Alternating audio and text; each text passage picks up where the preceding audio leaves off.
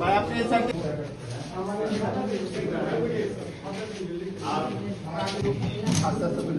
আস্তে আস্তে হ্যাঁ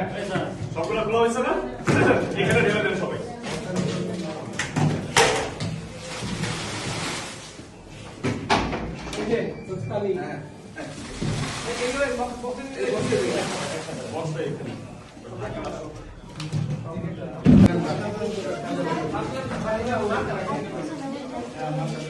প্রথমে গোলাপি আর সাদা আলাদা করবেন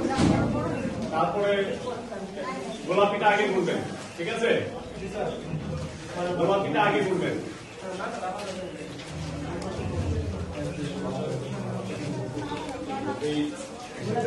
গোলাপিটা আগে সাজাই খাবেন